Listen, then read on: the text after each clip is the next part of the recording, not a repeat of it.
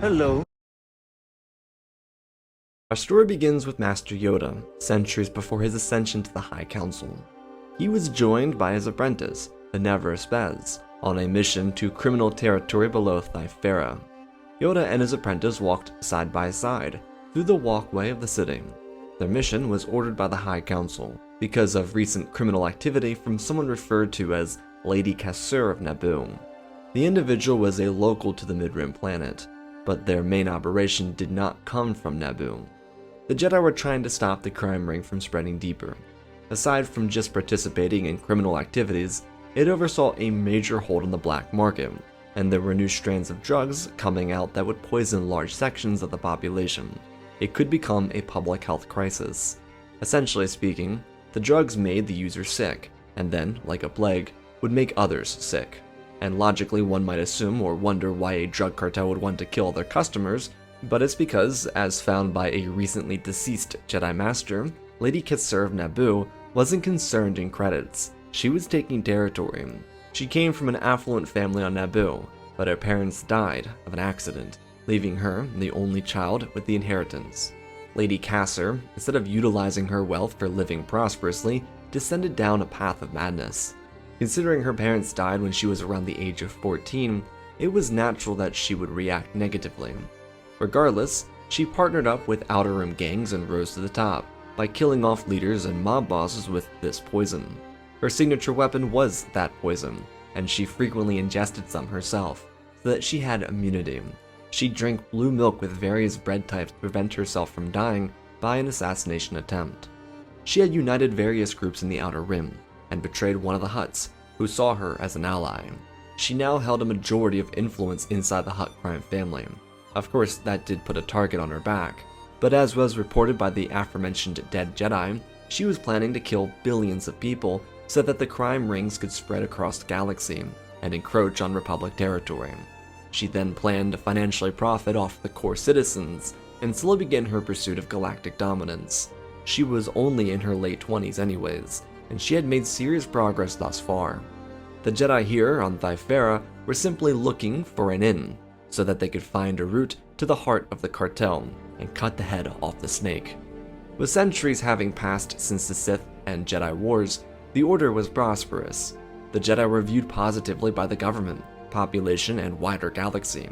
This was the pre-Golden era of Jedi interaction with people inside the Republic, but there was still much work to be done, and thanks to an inflated budget provided by the Senate, the Order was permitted more access to more resources, so they could aid more people. Master Yoda and his 19-year-old Padawan, Venevra, spoke quietly amongst themselves.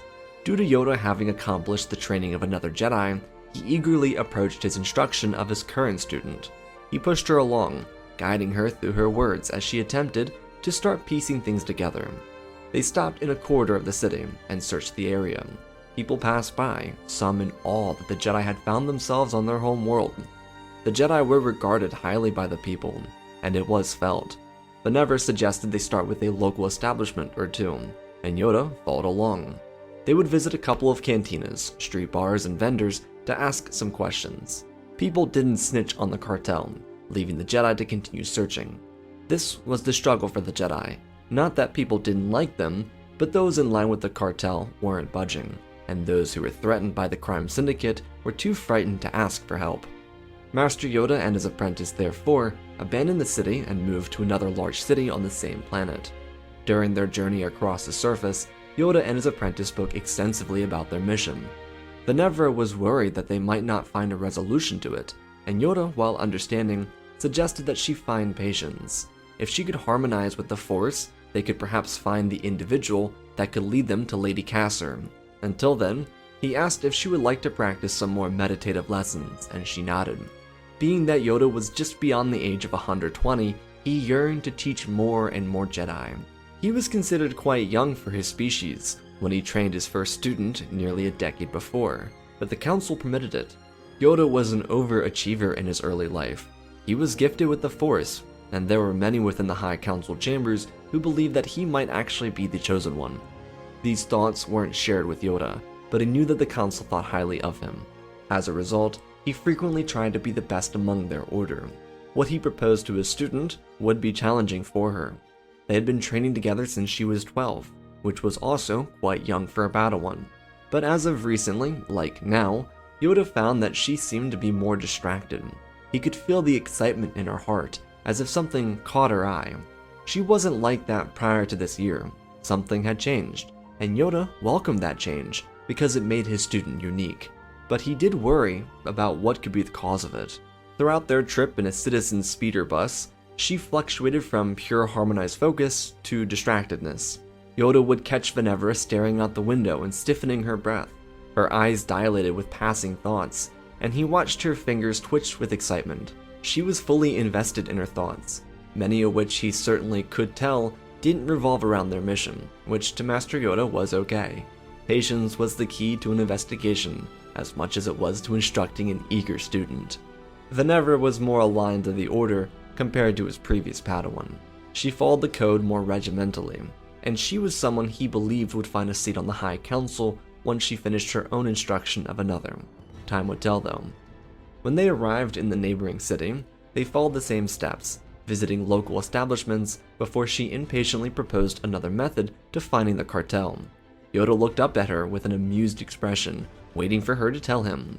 She thought that maybe they could be less charismatic with their approach. His head jolted to the side in a questioning manner, and she shrugged. They were too police-like.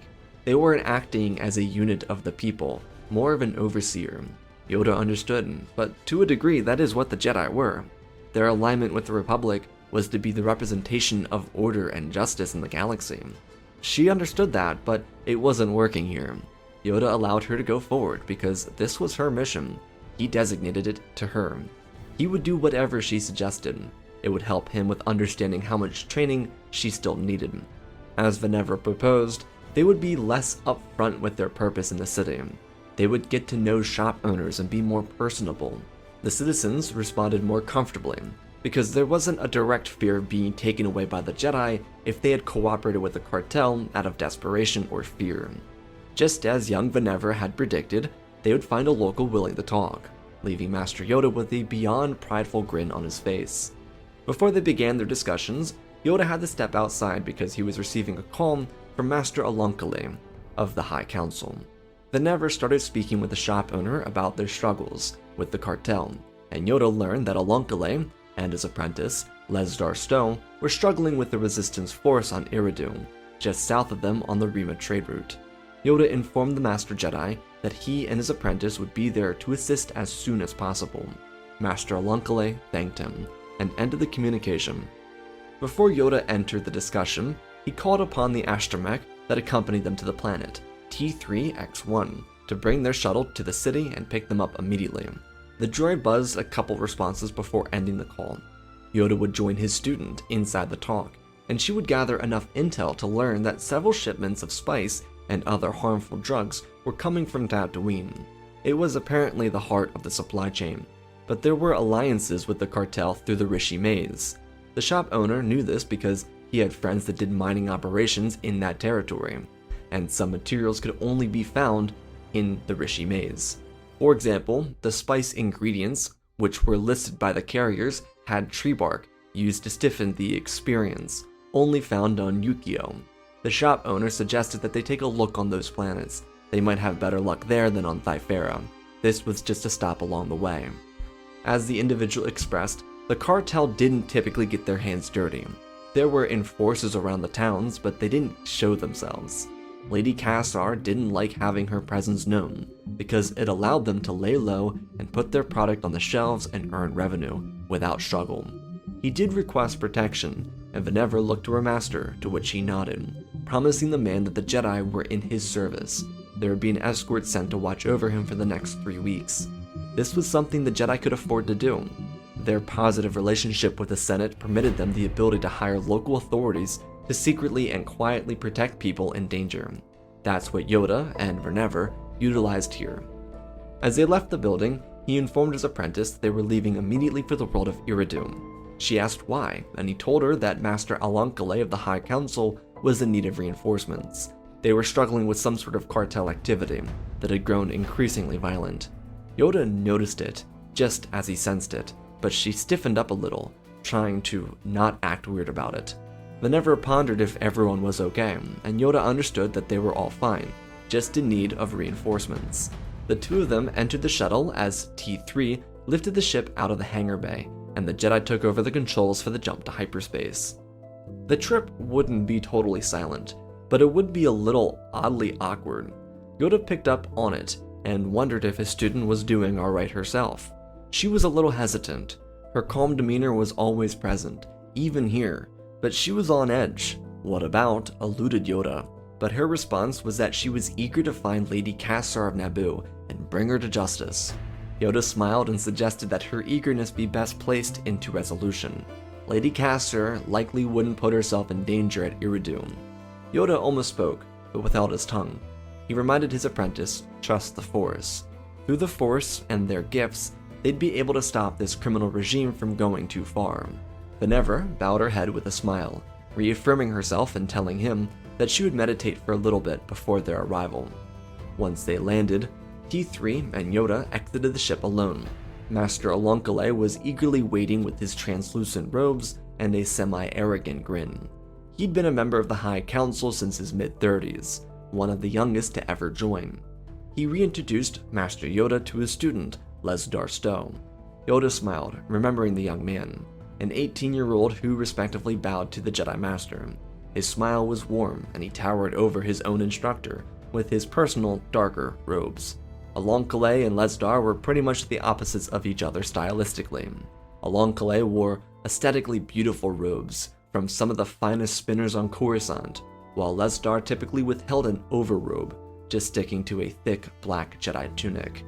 It was a cause of discussion between master and apprentice, but Alonkale was respectful of Lesdar's decisions, even if he didn't personally like them. Yoda asked for the intel, and it was quickly given. Another Jedi Knight had been killed out here on Iridium, similar to the recent death from Thyphera. Alonkale was awaiting approval from the High Council, but they needed evidence before permitting a full-blown Jedi invasion of the Outer Rim. Yoda turned to Lesdar, who watched his master speak. A few more details were given, one of which referring to the skirmish the two of them had had and just survived. There were 14 cartel members that ambushed them. All of them were killed, unintentionally. Yoda asked if they knew any other cartel locations around the city, and Alonkale shook his head. They were actively distributing supplies, but with the recent Jedi assassination, people were a little too frightened to speak about the cartel. Yoda was able to then reveal what his student discovered on Thyphera, which perked Lesdar's eyes up. This is something that Yoda didn't see, but he sensed it. Alonkale didn't even have a wit about him to catch it, but Yoda was attentive. He always had been. With the details about Rishi shared, the Jedi prepared to continue their hunt for the distributors. As the High Counselor suggested, the recent ambush was proof that Lady Cassar was getting impatient with the Jedi. If they wanted to have any success, then they needed to continue interrupting her plans. Yoda agreed. Just as they prepared to start their trek, Venevra Spez joined the three of them, and smiled with an overjoyed expression at Lesdar. The two masters walked ahead, while T3, Venevra, and Lesdar walked side by side. The two Padawans had been friends for forever. Spez had joined the Order late into her life, at the age of 4. She was almost not accepted, but the Order allowed it, just because she was close enough to the age range. Due to the age that she joined at, she was positioned with a bunch of younger students, one of them being Lesdar. They had been best friends their entire lives. They grew up together, trained, practiced, meditated, and so forth. Pretty much everything they did was together. Sometimes group projects meant for 4 students was just the two of them. They each, of course, had their own respective friendships, especially since Venevra excelled when she turned 10 years old, and obviously became a student when she turned 12. But that didn't separate the two of them. Once Lesdar became a student at the age of 13, a few years after his friend, they reunited. Much of their time together was just talking.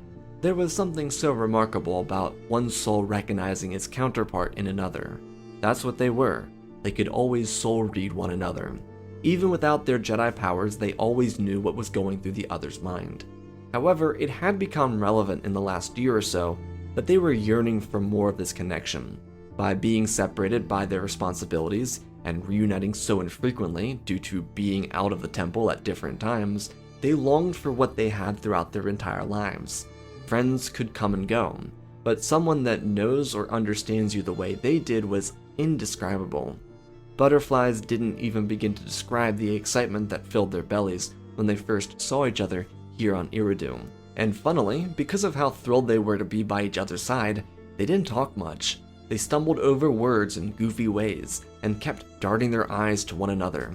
As a result, the Never would make awkward conversation about T3 or something else random, and he'd follow suit by doing the same.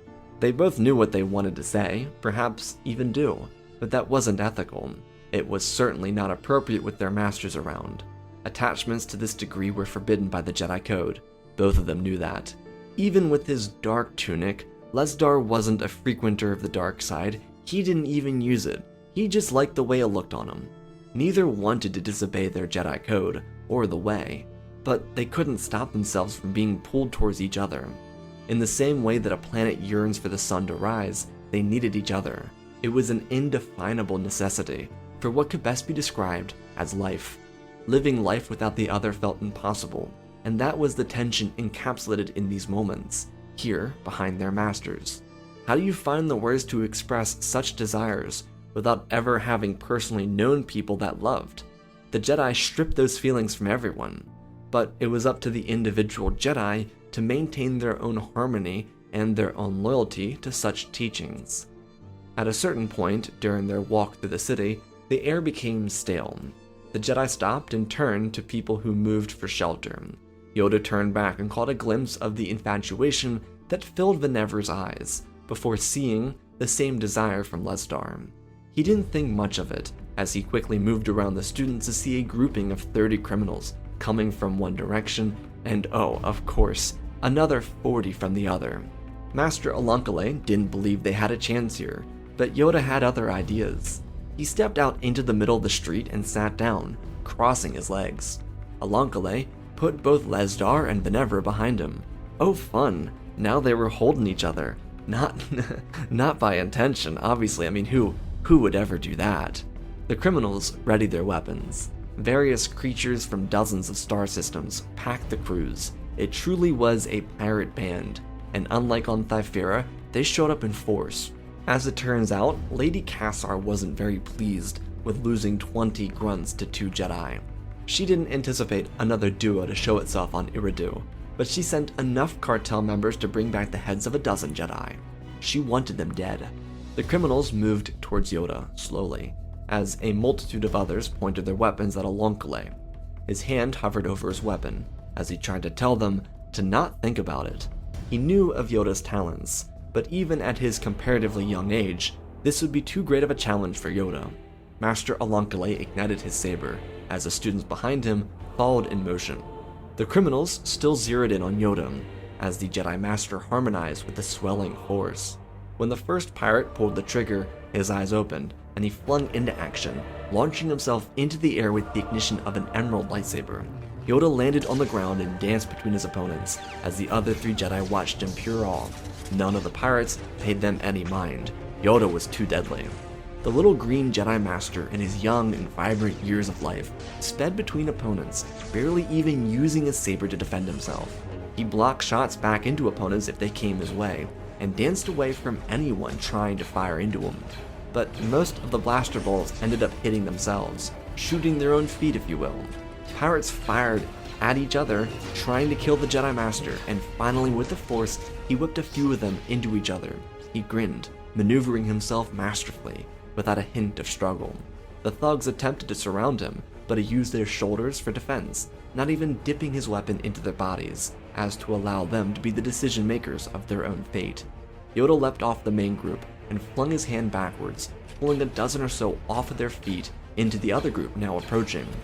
The Never smiled with awe, and the other 2 Jedi were left in amazement, as Yoda, the young Jedi warrior, stopped every foe that approached him. His comprehension of his abilities, mastery of the saber, and ease of usage with the Force made him unstoppable.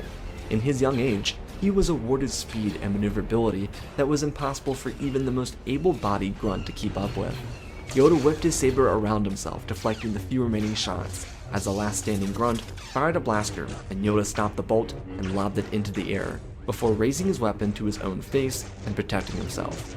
The guard stepped back, before turning and running. Lesdar called out to Yoda, suggesting that the individual would inform Lady Cassar of this event, and Yoda nodded, raising his hand, informing the Jedi student that she would be just as infuriated without the message. She would likely make a critical mistake as a response, according to this new first-hand intel. The Jedi watched the other bodies roll and swing. Some of them were killed, but a majority were just injured, simply by their own foolishness. Yoda put his saber on his belt, as Master Alonkale complimented him. Yoda didn't have a response, and he didn't need one. He just bowed respectfully and smiled. With so many to choose from, the Jedi would begin their work and start interrogating these criminals, as local authorities, with Jedi support, started to imprison those without valuable information. It would take hours. Most of the interrogations were being held by the Jedi Masters. This permitted Lesdar and Benevra more time to awkwardly stare at each other, as they searched for the real words they wanted to say. Well, she would make the first move out of impulse because she couldn't contain being quiet anymore. She told him how relieved she was to finally be within his presence, and he stuttered through his own words. It was kind of funny. For two people who knew each other so well, they didn't have anything to say. The connection of finally being in the presence of their other half was everything. The feeling was more than what simple words could ever hope to describe. Not even music could sing the tone of the emotion shared. Benevra, though, by starting their first true sentence about themselves, opened their comfortability with speaking. It also helped that Masters Yoda and Alonkale weren't nearby to make things more tense than they needed to be. The conversation started with their training. Both loved their instructors for varying reasons. Benevra believed she might make a knight in the coming year or two, meaning she could become a teacher soon. He was always the one who wanted to be a Jedi instructor, so this was said with playfulness, meant to entice a fake jealousy, which worked to perfection. Their conversation naturally shifted to their own lessons, some of their favorite moments, and of course, lastly, the thing that lingered on both their minds the most: who missed the other more. Well, that became the talk for the following few minutes. As Yoda and Alonkale had grueling interrogations with growingly impatient criminals, Benevra's master stepped out for a short break. He left the room and stumbled into a conversation not meant for his ears. Yoda was not physically visible, and neither knew he was listening, which made it unfair in his opinion. This was a sacred moment between two friends, who potentially had deeper feelings than typical friendships had. Yoda overheard mentions of adoration and longing and yearning that couldn't be fixed until reunion. He closed his eyes and leaned against the wall. He didn't want to be creepy, but he had to know the truth, so that he could best understand his apprentice. Through the Force, Yoda could feel warm hands holding on to each other, and visualize the smile from which his student spoke through. The synchronization of hearts, of course, couldn't be matched by anything he had ever felt in his own century of life. This was purity, it was beauty, and more than that, it was true love, one built from nearly 2 decades of friendship and cooperation, and so much more. Yoda sighed as he let it wash out of him. He had never been one for these type of emotions. The closest Yoda ever felt to an individual was when he held his master's hand at her death. He could feel the last moments of life inch closer and closer to darkness. But in that saddened picture, Yoda also saw the Force in its purest form. His master, perhaps the greatest friend he ever had, wasn't scared or afraid. They were comfortable in their final moments. Their hearts were beating at the same beat as they had when his teacher held him as a child. They were connected like stardust to the universe. It had been one of Yoda's most teachable moments, where he learned to harmonize with the Force in its most remarkable form. That was life and death, and yet for the first time he realized that true love and true attachment was just as beautiful and as giving as life and death. He leaned against the wall and tucked a tear back within his eye as a smile formed across his cheeks.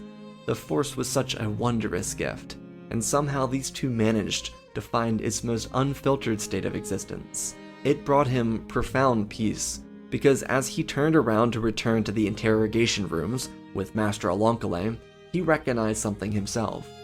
Like it was with his previous student, who now crusaded across the stars with his own Padawan, it was with Benevra. Yoda loved his students. He never recognized it or realized it. In his own master's final moments, he felt a piece of that. But here and now, he understood more than ever before. Love was the glue that held the Jedi Order together. It's what brought the universe closer and those within it into one galactic community. It was so perfect, and at the thought, Yoda understood that he loved his student. Venevra was like a daughter to him, same with his previous student, but like a son. And there was nothing more beautiful than the love he had for those he instructed. Their eyes filled with wonder and bewilderment as they experienced life for the first time, through his gracious training. Yoda returned from his small break with a completely new outlook on life as a Jedi. Now he had to determine if he wished to discuss it with his student or not. They'd eventually gather enough intel for an official move for the Jedi Council. Master Anakin would just need to report it to them on Coruscant. So he and Lesdar were returning to the temple to meet with the council. He requested that Master Yoda and his apprentice float around Eridu or perhaps begin scouting the Rishi Maze, though he did suggest that they stay here in case Lady Kassar sent reinforcements to the Rishi Maze. Anakin also told them that extra forces would be coming for them. He requested 20 extra Jedi to join them here on Eridu. Yoda would be in charge of everyone. This, more than anything, told Yoda that Master Anakin planned to inform the council about his display of harmony in the face of danger. For the Padawans, they were left to bow to each other, leaving behind yet another moment that hadn't been captured. The kiss they both longed for, that now seemingly felt impossible to have. Lesdar would reap it the most, because she was staying behind in the Outer Rim, in the face of danger, while he returned to cozy old Coruscant, where the Jedi Temple would shield him from any threat. The bow would have to satisfy them both for now, until the next time they saw each other. Until news returned from Coruscant for their next directive, Yoda, Venevra, and T3 would move outside the city instead of going to the Rishi Maze, to keep an eye out on the city from the hills above. Young Spez was confused on why they would surrender the city, but they weren't. They were just keeping an eye on it, while also synchronizing with the natural force around them, something her master seemed especially persistent about. She listened, and when they reached the meadow, they knelt and began a meditation. This wasn't anything abnormal, and she had no reason to believe he knew anything. As they had with any other training exercise, they harmonized really easily. The force on Eridu was wondrous. It was so abundant compared to home on Coruscant. It was here where Yoda also recognized something else. The temple needed connection, because without another individual or multiple, Jedi didn't have a central hub to connect to. The force, of course, swelled through Coruscant, but it was so frequently muted because the city built over the planet itself. The actual connection to Coruscant, the planet, was almost completely lost. With their eyes closed, Yoda began speaking, as he frequently did during these exercises. Part of him wanted to talk freely about what he accidentally walked in on, but he didn't want to intrude in her private life, or hurt her by doing so. However, with the exercise starting well and going smoothly, he, as her instructor, believed it was important to know the whole truth, so he addressed it. It didn't come off as inquisitive or pushing. He simply opened up the dialogue and promised that he didn't wish to prohibit her or anything. He just wanted to understand. This, for Venevra and Yoda's previous student, is what they loved most about him. He, despite his century of life, was curious. Knowledge was powerful, and one could never learn too much. In their connection to each other and the planet, he could feel the anxiety wash over her, and he told her that there was nothing to worry about. His honesty and transparency was her assurance that he wouldn't use this against her. The anxiety still remained though. She knew he wouldn't, that wasn't the problem. She didn't have the words to describe something so real. There had never been encouragement to speak about these feelings. Yoda opened up the avenue and gave her room to be herself. It took a little over an hour to reach that comfortability, but when it came, the words flowed naturally. It was divine in short, but she expressed her connection and even used the word love. That's what it meant to her. That foundational love and adoration chased her. Yoda asked her to explain how it felt in contrast to what she learned. This was the perfect route for her to ensure she was as Jedi as she could be in her master's eyes. But he didn't need to be convinced, and she also kind of knew that. Venevra told her master that, like the holobooks and recordings of Jedi from the past, she admired them, and she also admired her friend. She adored pieces about him that no one else knew, who he was, what he hyper-fixated on, the way his brow curved at a statement he found to be funny. She described little moments of time stamped to the inside of her memory. These were just a part of her soul as they were a part of his. They were one, a unity formed by a chance in trillions, quadrillions, or more. What were the odds that they stumbled into each other, or that the Order allowed her to become a Jedi late in life, or that their pairing as students led to something so ravishing? She always had a way with words, but the romanticization of it put everything into perspective for Yoda. His student had found something that was everything she was. They were their other half. Without one another, they would be lost. That was the final sentence that ended their conversation. Their eyes opened and locked. He could see the tension in her amber eyes, and he asked if she was okay. Her head nodded, but she asked if she was in any trouble. She obviously trusted him enough to be fully transparent, and so he told her about that experience with his master in her final moments. It was true and affectionate. While yes, very painful, it fully helped him realize he understood love too. Without feeling the connection between she and Lesdar, Yoda might have been a little less sympathetic to what she had to say, but he couldn't help but be bewildered by the genuine attachment. He adored what she was able to have, and he promised her that he would protect it with his honor, his word, and his life. This tightened the bond between master and apprentice more. For tonight, they would speak about the stars until they both fell asleep, both more trusting in the other than ever before. When the morning came, they returned to the city. They'd have their own skirmishes with the reinforcing pirates, but the most important message would be what Lady Cassar of Naboo left them. One of the grunts dropped a care package, including a fume of spice that poisoned one of the locals, killing them and a few others within the proximity, nearly instantly. With some protection, the Jedi were able to remove the poison and extract the device. The dead would then be cared for by local medics.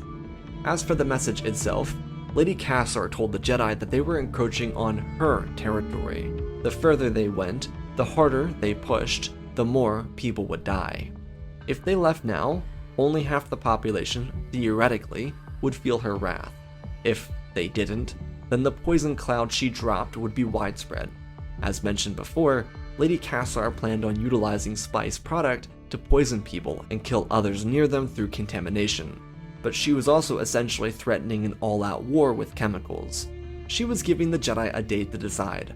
Luckily for Yoda and Benevra, they had some reassurance coming from Coruscant. Master Alonkale had gotten approval from the High Council to dispatch a unit of 500 Jedi Knights to the Outer Rim to investigate the Rishi Maze. They were also, thanks in part to a very cooperative Chancellor, able to reinforce their ranks with an additional 30,000 Republic Marshals. The Council would also have another 760 Jedi volunteers ready in the coming week, returning from their various missions across the galaxy. This was a huge approval coming from the Republic and the Jedi, but the evidence was present, and thanks to Yoda's work the previous day in battle, the Chancellor felt assured success by sending so many Marshals to the Outer Rim. Now, the Republic military wasn't what it once was. After years and years of demilitarization, the Navy and Army wasn't quite the force it was during the old wars, but these Marshals were still highly trained. They knew how to take cover and fire a blaster, and that's like half the battle too. The most important aspect about this deployment was the fleet presence. The cartel under Lady Cassar didn't have a large naval fleet. They had a couple of flagships, which were equatable to heavy dreadnoughts, so the Republic was reliant on its numbers for any potential space battles. The Chancellor did have one request though: avoid all-out war. This information was incredibly important to Yoda, who would soon be receiving his additional 20 Jedi. He and his student started working on a counter plan for how they might stop the cartel.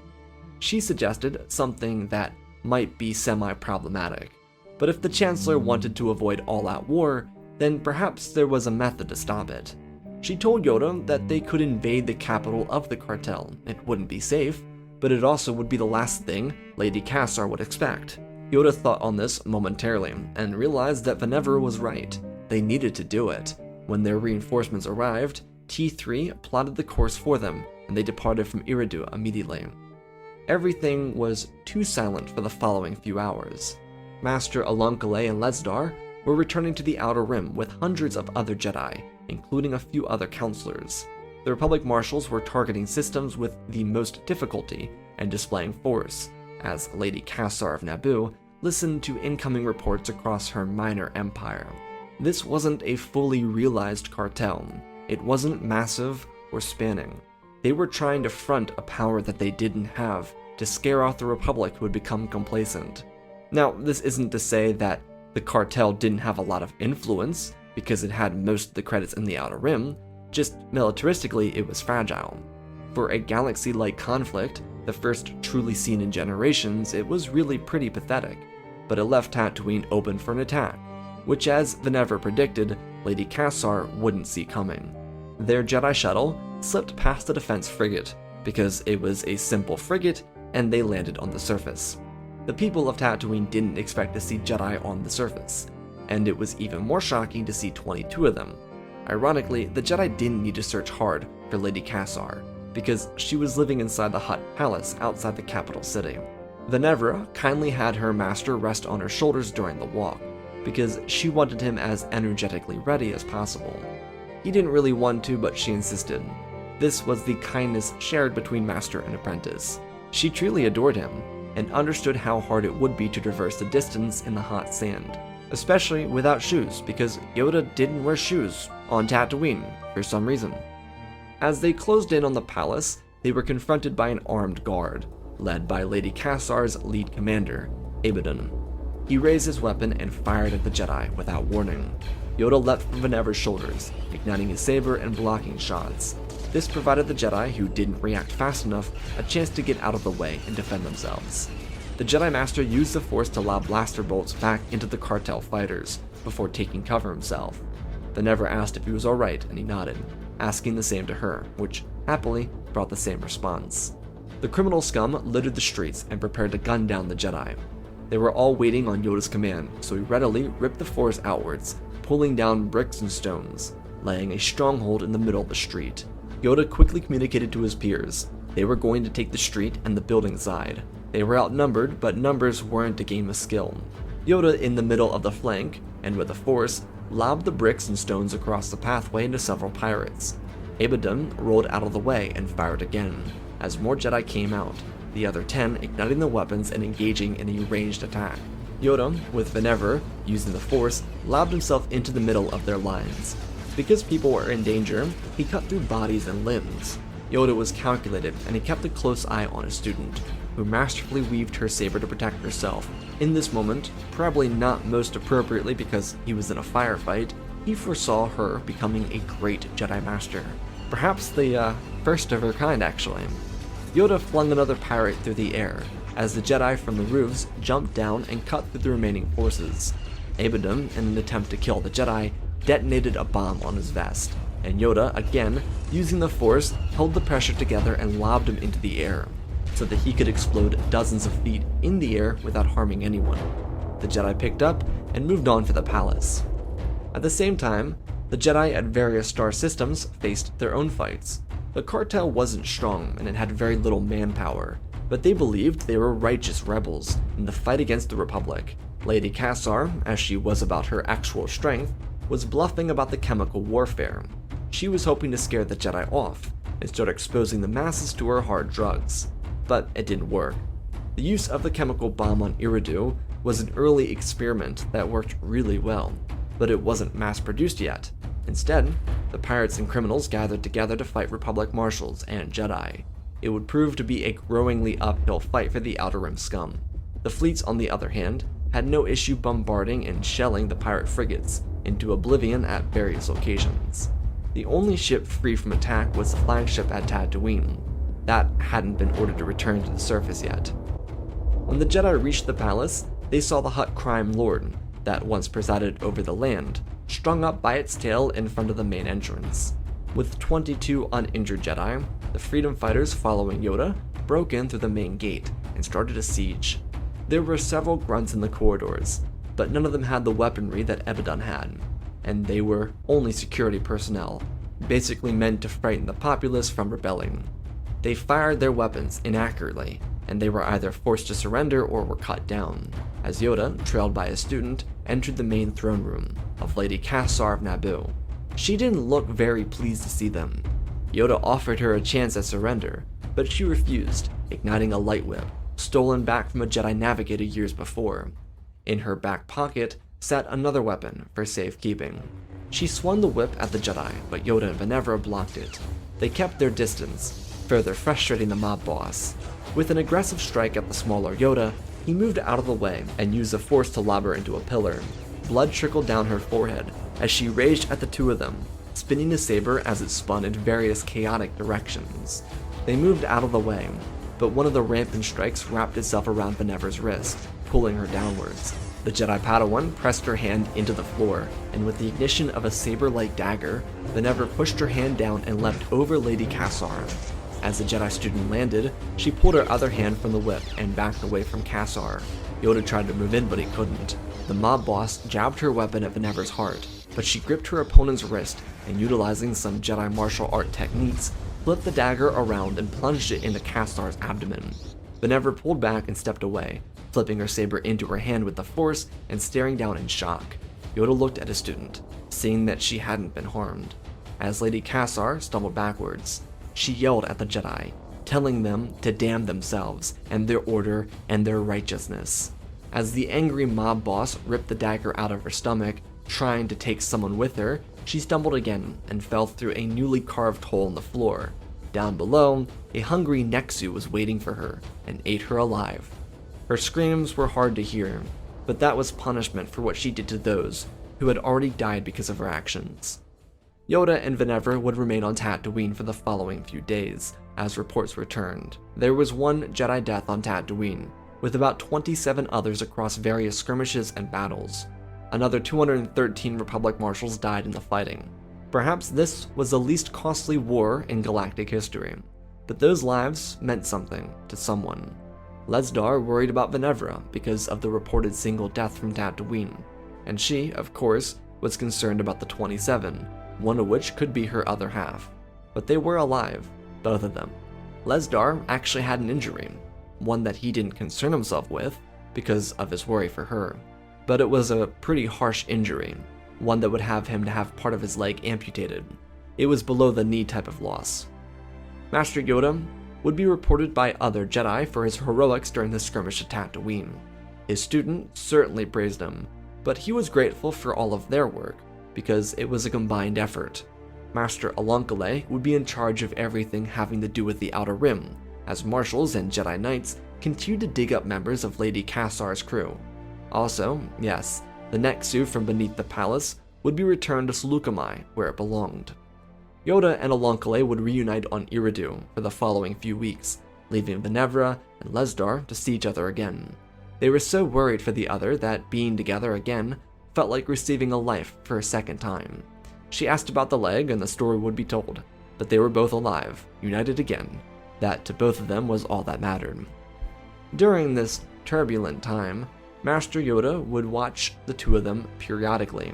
It wasn't really his responsibility, but Master Alonkale would propose his appointment to the High Council, and for Yoda, he believed his student and Lesdar were the perfect inspiration for potential change inside the Jedi Order if he did become a counselor. Some thoughts and theories about attachment would be spoken about with Alonkale, which were surprising to say the least. Yoda was one of the most Jedi-like members of the Order.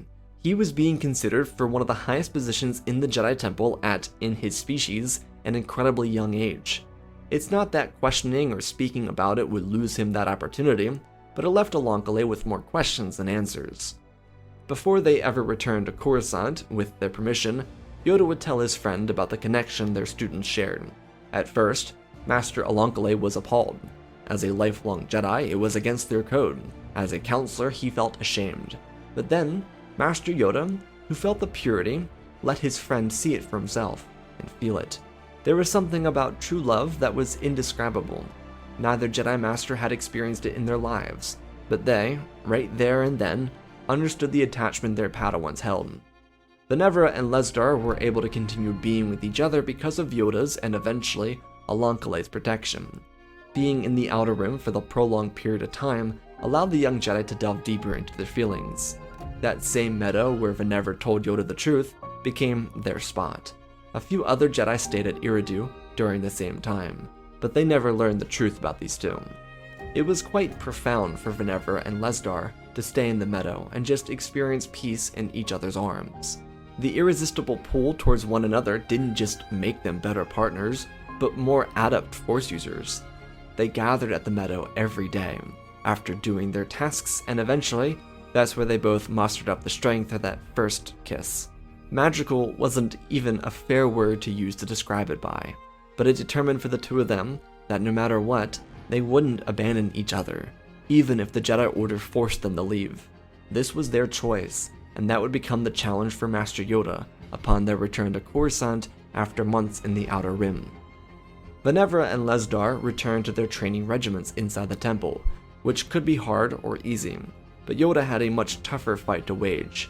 He may have turned the heart of Anakin, but he couldn't just do that with every Jedi inside the temple or the galaxy. He needed a little more than words to do it with. Well, following a new military Jedi amendment inside the Senate, basically affirming that the Jedi would have protected funding, and some other moves made by the extremely pro-Jedi Chancellor, Yoda had his own conflict. As a side note, the Jedi bills and amendments were protected inside the Republic, but they could be used for exploitation and even political manipulation. The Senate supported the Jedi, because they just started a new era of Republic expansion by defeating Lady Cassar. This package included a reintroduction to the Republic military, adding an additional 100,000 volunteers and a commission of a new fleet.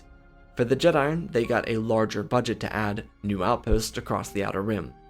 Regardless, Yoda, the new member of the Jedi Council, stood before a panel of what were now considered peers to make an argument on behalf of a student. Despite he and Anakin knowing the truth about their students, it wasn't something he mentioned in his arguments. Yoda was protecting Venevra and Lesdar, but also dozens, potentially hundreds or thousands of other Jedi that he might never meet.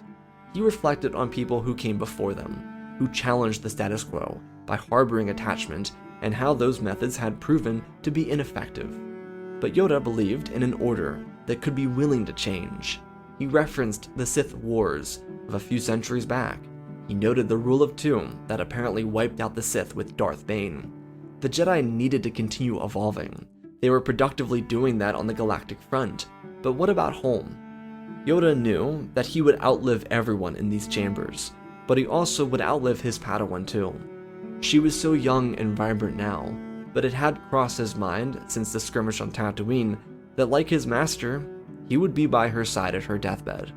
These were troubling thoughts for Yoda, and a great burden to bear. The Jedi path, as he told his peers, had given him the pathway to protecting himself and maintaining strength even in loss. But what about the life he lived between now and the time he left this plane of existence? Yoda personally didn't want any relationships, but hiding the attachments he had, not allowing himself to live fully as a student was, that felt inherently negligent. The Jedi needed to be at their fullest emotionally, personally, and physically, so that they could best understand the galaxy around them as it changes. It was through these emotions and instincts taught to his students that they were able to stop a potential Outer Rim uprising. Furthermore, they started an era of expansion by changing. They might not see it in these chambers, but Yoda might one day see a fully united galaxy, and for that day, shouldn't the Jedi Order reflect such changes? He believed in their cause, their code, and their mandate to the people, but what about their mandate to themselves? The religious sect often hurt its members by repressing emotions, subjecting themselves to emotional harm and mental disturbance as a result. The Jedi should be fortified as anyone else in the galaxy, knowing that they can fully express themselves as sentient individuals because that's what the galaxy needed from them. Yoda, for the first time since the Sith fell, motivated the minds and hearts of the High Council. His words spoke to their souls and promised them each a change that everyone could openly participate in. When questioned for moderating it, he suggested a scenario where they, like the ancients, mastered the emotions. The lightsaber forms, meditative strategies, life lessons, Jedi traditions, and so forth didn't come from nowhere. They took years and perhaps generations to fulfill. If the Jedi neglected it now, then a future generation might struggle with understanding its concepts. The purpose of every generation is to provide something new so that the future may accommodate itself without struggle. Their purpose today was to gift ease to a sunrise they will never see. This motivated a change within the hearts of his peers, and they asked for his example before they decided on going forward. He asked, in all of their wisdom, that they gift the individual's immunity in the circumstance that the council does not agree with starting relinquishing the attachment rule. They all nodded in unison, and the truth was revealed. Benevra and Lesdar would be the example the Jedi Council would monitor. They would be the base of what would forever change the Jedi Order. Their relationship wasn't made public, and they didn't even know the Jedi Council was watching them. Small moments with Jedi counselors would throw them off, but Benevra and Lesdar never thought anything of it. For several months and through several missions, the Council would come to understand what true, authentic love could be for two individuals. Their attachments didn't turn them into Sith. It allowed them to be better Jedi. Benevra, once she came clean about her emotions with both Lesdar and her master, opened up more as a Jedi student. She experienced the Force through a cleaner lens, and that gave her the strength to find means of accessing the Force that some Jedi might never find. The Council was overwhelmingly impressed. The fact that even in distance and in danger, these two young Jedi, both below the age of 20, understood where to put their unwavering faith, and it was impressive. They didn't buckle to anger or even frustration. They did experience pain, but that did not dilute them or turn them into vessels of the dark side. The Council overwhelmingly voted in favor of the new law, the new rule permitting attachment, and they called it the Lovers. Yoda would eventually, after about a year, be the one to inform Benevra about this new rule. It would be a little hard to learn that Yoda had been doing it behind her back, but she appreciated that he went out of his way to protect her and Lesdar. Benevra was very understanding, despite the fact that it was kept a secret. She and her partner were always protected, and now, for the first time in perhaps the entire history of the Jedi Order, they were allowed to openly love each other. For everyone who wished to share that experience, the Jedi were gifting it to their members. It would be taught and brought up in training, instruction, and for students to learn about it too. It would take decades of research and collaboration with therapists and psychologists, but it positively changed the lives of thousands of Jedi. In the coming years, after Benevra passed her trials and became a Jedi Knight, followed shortly by Lesdar, would get married.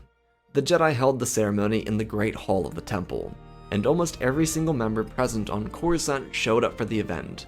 Master Alonkale, the one who proposed a proper binding agreement within the temple, would be the one to officiate the wedding.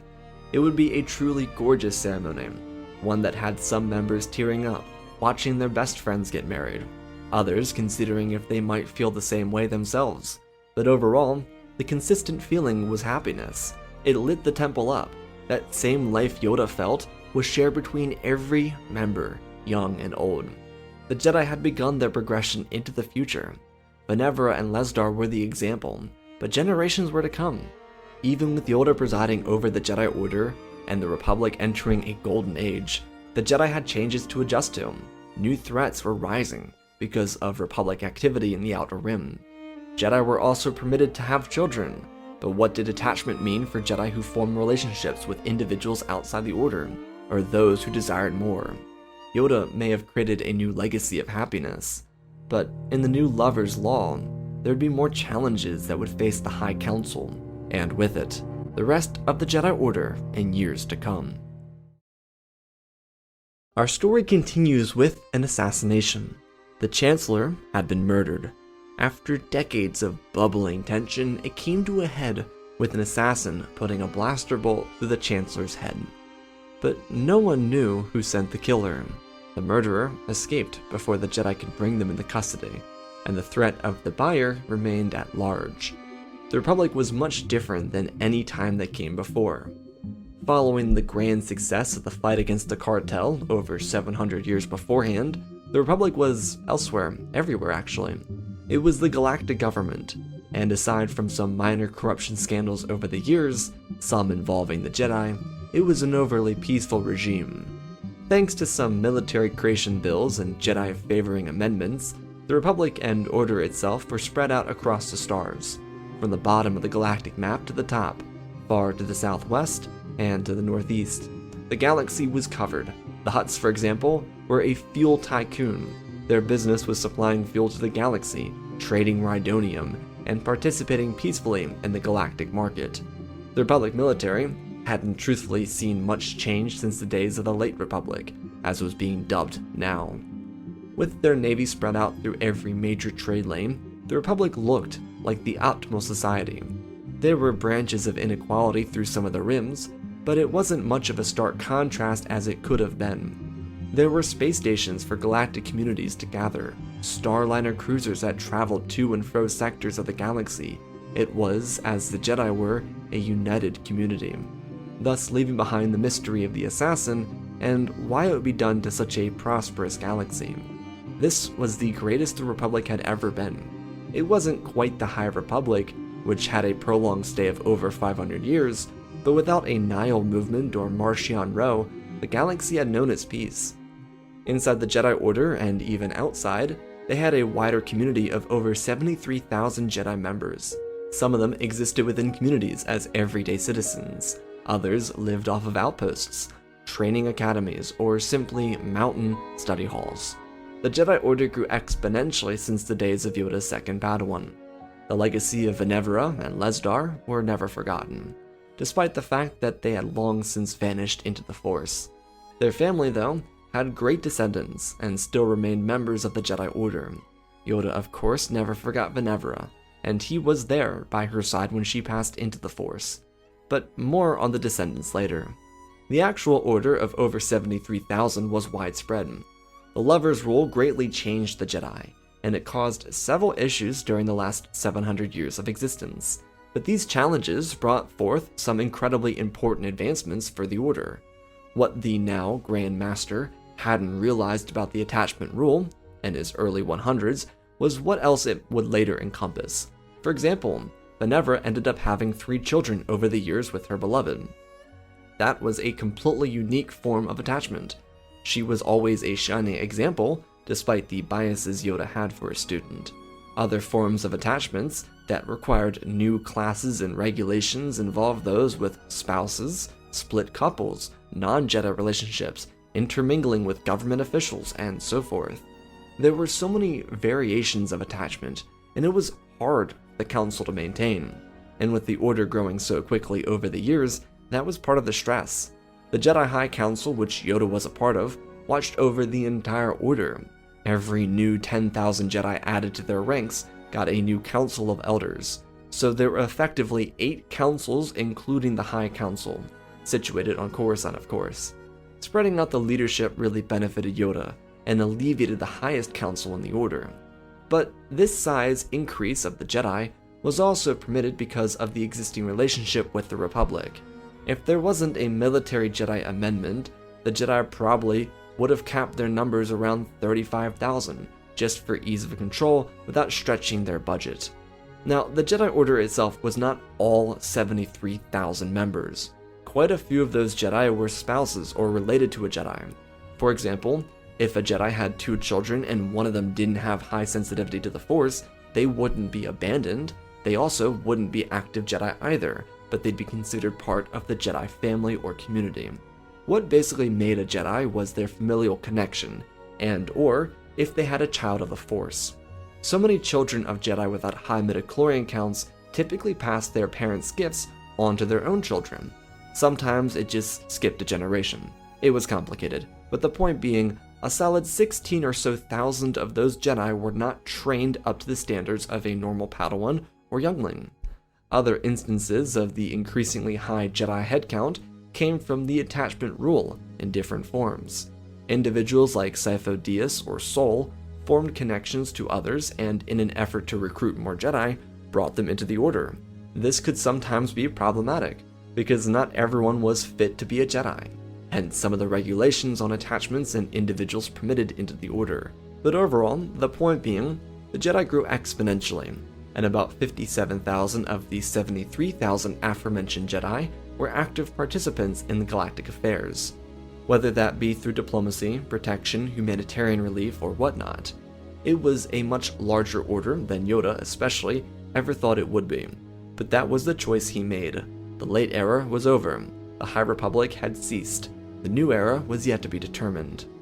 As for the great descendants of Yoda's student, that was an interesting case. Benevra's children all ended up becoming members of the Jedi Order. 2 of them had their own Jedi families, following in their parents' footsteps. It was a long list, but its current generation had 12 members. A few of them were monks, 2 or 3 of them were knights, 1 was a temple guard, and the last of them was a woman who, a few years before the Chancellor's assassination, had a phantom experience. She, in her mid-20s, was suddenly given a child to the Force. Due to the new advancements to the Jedi Order, there were dozens of masters who tried to ease her with the situation, but it still remained a mystery, eventually becoming an investigation. Because of all the external mingling, one of the bloodlines from Benevra adopted the last name Skywalker, differing from the familial name of their ancestors that rooted at Spez and Stowe. So the boy, a great descendant of Benevra, was named Anakin Skywalker. This child was brought into the main temple on Coruscant and watched over by 2 members of the High Council on a constant basis. However, there was one very important note to mention. Anakin's creation did not come from the Sith attempting to manipulate the Force. Similar to the Chancellor's assassination, the creation of Skywalker came from something else. The Sith religion had long since died. It was the result of a Jedi and a Sith falling in love 4 centuries ago. Because of that, several other would-be Sith became Jedi Masters, and one of the individuals watching over young Skywalker was Rogue is Known, the individual that would have been Tenebros. Skywalker's childhood was beautiful. He grew up with a loving mother and support from the High Council that closely monitored his development. 18 years after his birth is when the Chancellor was assassinated inside of Senate offices. When Grandmaster Yoda arrived at the site of a murder, he found his good allies, and also individuals he found to be concerning. Despite the era of peace that encompassed the galaxy, there were new threats every generation. The Jedi were very effective at taking them down, and the Republic had been active in freeing up restraints and moves against the Order inside the Senate. But this new threat came somewhere from within the Galactic Senate itself. This wasn't an individual or religion, but they had some sort of connection. It was all a mess. Yoda eyed a couple men surrounding Lot Dot of the Trade Federation. He was a sleazy representative of the corporation, similar to various other members of the Senate that solely served these conglomerates. Even though the Republic was evolved and more militaristically active, it did not reduce the chances for corruption, just provided more efficient avenues of succumbing to it. The Jedi Master didn't pay any mind of this, as he turned his attention towards a towering Mun man who walked up to him. Master Hego Damask II looked frustrated. He requested that they speak alone, to which Yoda nodded and joined his longtime friend. This was a man who should have been named the Sith Plagueis, but instead, in the death of the Sith Order, became a Jedi Padawan a century and a half before. They walked past a few other Jedi investigators into a private room inside the structure. Hego knelt down so that a whisper could be more secretive. He expressed that the frustrations bubbling around the recent trade bracket suggested by the Chancellor seemed to have come to a head. Yoda tilted in confusion, understanding but not wanting to accept it. Damask continued, theorizing that there was a chain here. The death of the Chancellor didn't come from an ordinary citizen. He wouldn't be as bold to suggest a Sith, but perhaps a dark side adept. It was entirely possible. There had been reports from Jedi around the galaxy of frustrations within local populations. The Chancellor finally bent a knee to his actual constituents, and the Senate made him pay. Yoda asked if Hego believed the Federation had anything to do with it, having spotted Lot Dot inside the murder room. Hego truthfully expressed that their hands were all over this.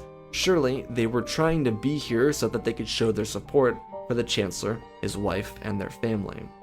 They would be most impacted by his recent legislation, which could deeply impact the Trade Federation's military contracts. Yoda rubbed his chin, requesting that Hego keep a close eye on it.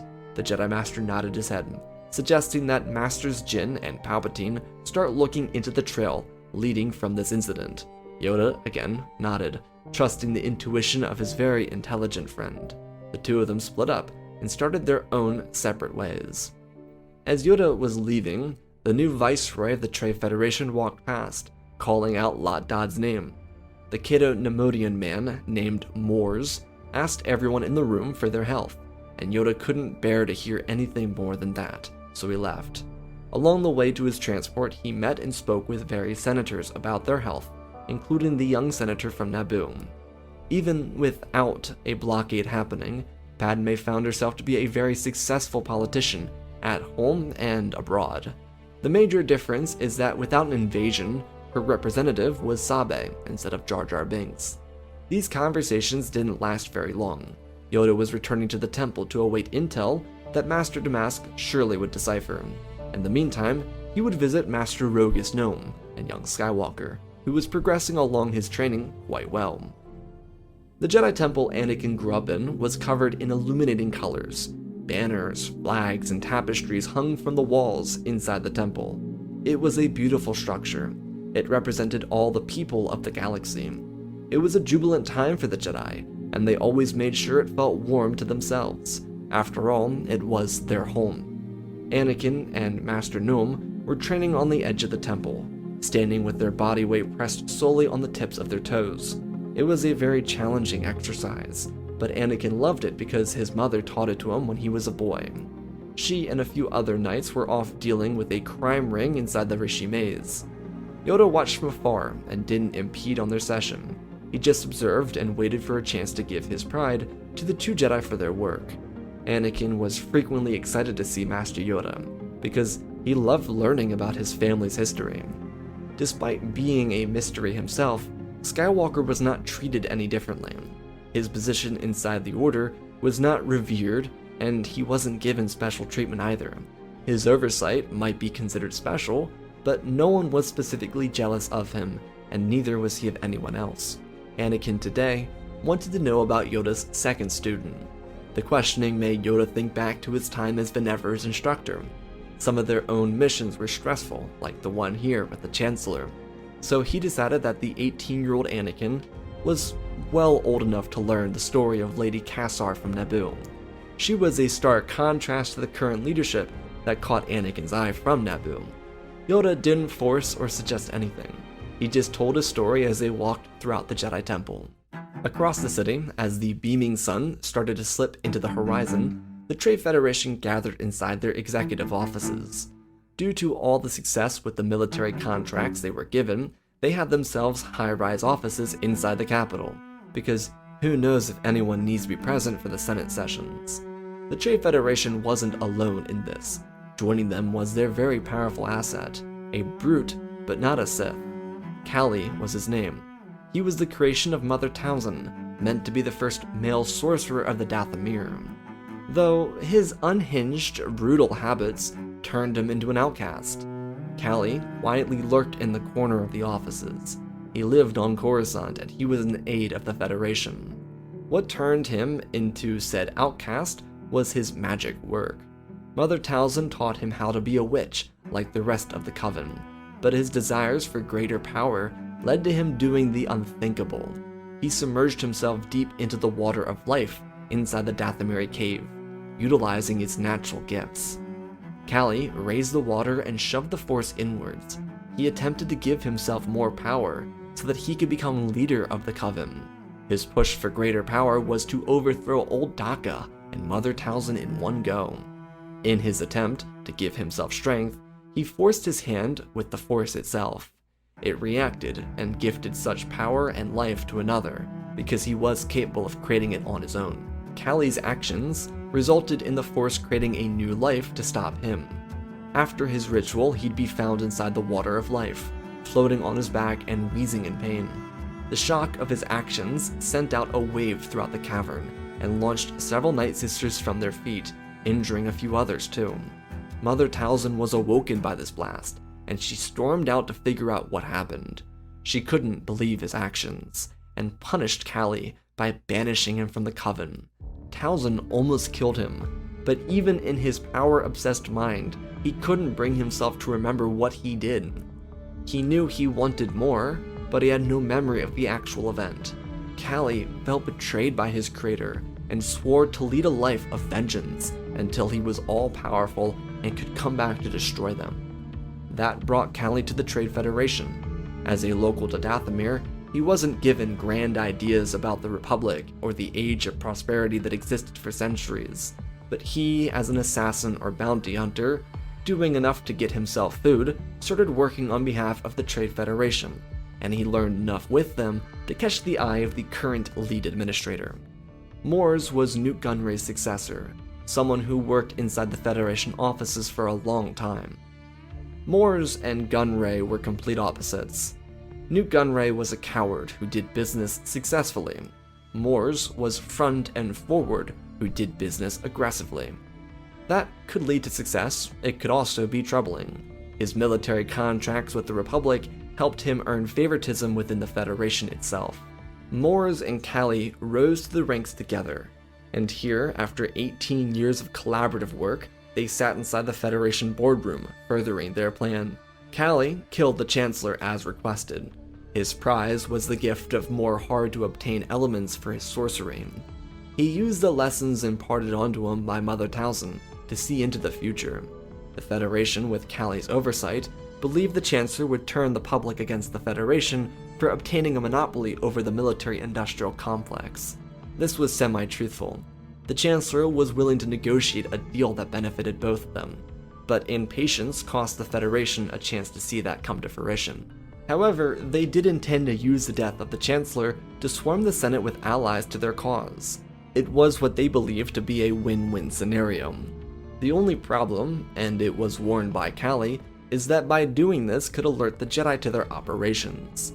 The Federation wanted more control over the galactic market, further beyond the military sector. To the board, this was a calculated risk to flip the Republic military into a fully automated force, essentially bending the galaxy to the trade conglomerate. If they could replace every single Republic marshal with a B-1 battle droid, then they could control the Republic. So absolutely, there was a risk of the Jedi discovering their intent, but at that risk, they could also take complete control over the galaxy, ice their competitors, and hold the Republic for ransom if need be. Plus, Callie could finally get what he wanted from this deal too, the complete and total annihilation of all other Force users in the galaxy, including the Jedi and the Night Sisters. Mors began the discussion by thanking Callie for his expert murder of the Chancellor. In the coming days, the Senate would vote for an exchange of power in the absence of leadership. The executive cabinet had turncoats ready to join their cause, so they were anticipating one of 3 members to join them in the coming vote. Inside the cabinet, 2 of the Chancellor's advisors were in their corner. Outside, they had firm belief that the senator from Anaxis would earn favorability inside the Senate. His individual push for intergalactic exploration, while costing the Republic credits, was a keen interest of the population. He'd maintained the status quo because his system remained a powerhouse throughout the last few centuries. He was the natural choice for the Senate and the Republic. Mors did have some warnings though, individuals who could pose a threat to them. First was Senator Cham Syndulla of Ryloth. He was a political humanitarian activist that could turn people's heads. Despite their position on the galactic map itself, Ryloth held a lot of influence in the Outer Rim. He would be a powerful choice for Chancellor because of his connections. His leadership could greatly benefit the individual within the society, basically the little man. Senator Tainra Palmo from Taurus was also of concern. She was far younger than most of the representatives. Her policy position aided Hutt refining interests, and could earn a huge favor with Union voters when it came time to have a new chancellor.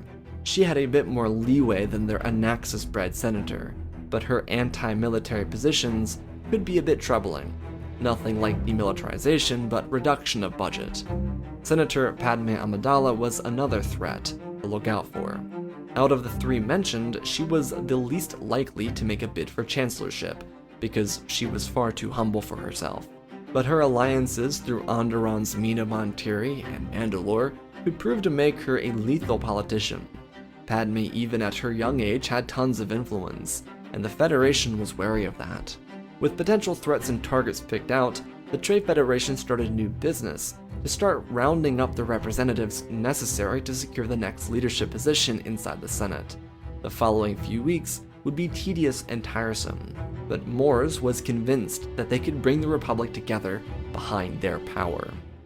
The The following day, there would be speeches made by various members inside the Senate about the death of the Chancellor.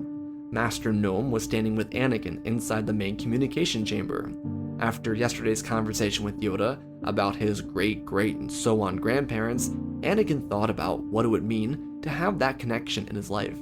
He adored everyone around him, but a romantic relationship piqued his interest. There had been a few classmates he took up interest in throughout the years, but because of how quickly he advanced through classes, he never really had a chance to stay attached to his peers he had crushes on. Now though, as a Padawan approaching knighthood, his eyes were set on the Senator of Naboo. Master Gnome teased him about it right here, and it was a funny moment for the two of them, but it was something that the Jedi Master encouraged. If Anakin felt something, then there was no harm in asking to assist her. Skywalker wasn't sure if that'd be appropriate, but Master Gnome believed it couldn't hurt. Rogus didn't want Anakin to be uncomfortable or do something he didn't want to do, but there was nothing wrong with offering protective services to someone who might indeed be in danger. A flush of red shot up Anakin's face, just in time for another one of his good friends, Master Plo, to notice. He walked beside Skywalker and looked at Rogus, suggesting that perhaps an accompanying force should join him. The blithe Jedi Master nodded his head, expressing openly that he would love to tell Senator Amidala about the burning boy. Anakin covered his face with a heavy giggle. He jokingly pleaded no more, and Rogus wrapped his arm around his Padawan's shoulder and told Master Plo that the three of them would visit her immediately, before Anakin burned a hole through the center of the temple. Plo chuckled a little bit, following along as they began their journey. At the same time, inside the temple, Yoda joined Tera Sinube, Hego Damask, and Obi-Wan in a discussion room. Master Kenobi, who had trained another Jedi not named Anakin, expressed worry in the case being led by Masters Palpatine and Jin. The assassin wasn't just a talented killer, but someone with an understanding of the arts. Hego added in that the tactics utilized by the individual were witch-like, similar to magic to what the Night Sisters used. Palpatine, according to Hego, had spoken with Mother Talzin numerous times. He recognized their work. It was similar in this case. What Tera Sinube didn't understand, which he followed Hego with, was why the Night Sisters would have any sort of frustration with the Chancellor. He had nothing against them, and the Republic avoided Dathomir airspace, let alone its surface. Yoda asked how they might approach this, and Tera confirmed that Qui-Gon and Sheev had just arrived outside of Dathomir. They were about to speak to Mother Talzin about this magic. If it had to do with her, then they would know in the coming hours. Yoda was slightly worried about this, but Qui-Gon and Palpatine were a terrific duo. They got along classically. As the four Jedi were continuing their conversation, Master Dooku walked in to inform them that there was trouble inside the Senate. Everyone turned towards him as he plopped a hologram onto the table with the Force, and it ignited. The senator from Anaxis had made a few loose statements about the need for emboldening their military complex with stronger deals for the Trade Federation. The rotunda turned into a massive debate. Senator Tynra stood up, demanding that military expansion would heighten demand for fuel that the common people needed, thus changing the price for everyone. The same senator from Anaxis believed that the fuel was going to go to people anyways. What was the difference? Cham Syndulla stoically stood on behalf of the people in the galaxy and earned an immediate support from a coalition of Outer Rim representatives. The Federation was monopolizing. He sided with Tynra on this issue, demanding that there be immediate restrictions on the Trade Federation to stop them from overpowering the Republic with their military contracts. Senator Amidala, just a couple pods away, added in her own case in point about this. The Peace Caucus that oversaw much of intergalactic diplomacy knew what the Trade Federation was attempting. Their overreach into the Senate was becoming a problem. Many on the payroll of the massive company jeered at her, but she didn't stutter or change her stance. Padme worked the crowd with her words and admitted openly that the next Chancellor of the Republic needed to be an individual free from the grasps of the Senate. She chose Cham Syndulla of Ryloth to lead their people into an era free from monopolization. The Senate then erupted more, and the senator from Anaxis picked fights, becoming a lot more verbally aggressive. While he didn't make open threats, he displayed his influence, because that power came from the conglomerate that backed him. The Jedi in the room found this troubling. Dooku believed it was necessary for the Jedi to interject themselves. Yoda looked to his peers and worried what ramifications it might have on the Jedi Order itself. Their discussion went on for hours, but the conclusion they came to was that the Republic might feel betrayed, depending on the course that came from the election. Dooku, though, wasn't one to suggest immediate reaction. He wanted to interject, but not now. The timing wasn't right. For now, they would await word from Masters Jyn and Palpatine. Inside the Senate building, at Padme's office, she'd be surprised by 3 Jedi Knights. When she questioned them for why they were here, Master Nome suggested that she get herself protection. She didn't understand why that'd be necessary. The Jedi Master believed that the former Chancellor's stance against the Federation could potentially be a reason behind his downfall. They weren't pointing hands or fingers, but it was one of the many traits she shared with the late leader. He didn't want to force this protection onto her because it was in the end her choice, but he did suggest a trial run, if she wanted, with his student. Padme thought for a moment and decided that she would permit it, but only inside the Senate Plaza. Her own protection services could cover her at home. Rogus bowed and informed her that if she needed anything else, they could provide more security. This luxury wasn't just given to Padme, but also Tynra, Cham, and anyone else. There were a few others on the list, but they weren't as vocal with their frustrations with the Federation's control in the Senate. Anakin and Padme didn't really speak much for the first few hours. She had a lot of work to do, so he was left to meditate. This wasn't an individual ready to pounce on any amount of silence. Sometimes that quietness could be the most efficient intimacy. The two of them sat in separate corners of the room. He meditated and she worked. Padme was initially a little concerned because Anakin was a little younger than her, and assumed he'd be a chatterbox, but he let her go through her work without intruding on her thoughts. What she was struggling with were calls from colleagues to make a move on the Chancellor's seat. She'd be the youngest to run for that seat in the election, something that surely would disfavor her. However, Padme recalled, even vocally for herself, that the Federation could prove to be the largest challenge in any of this.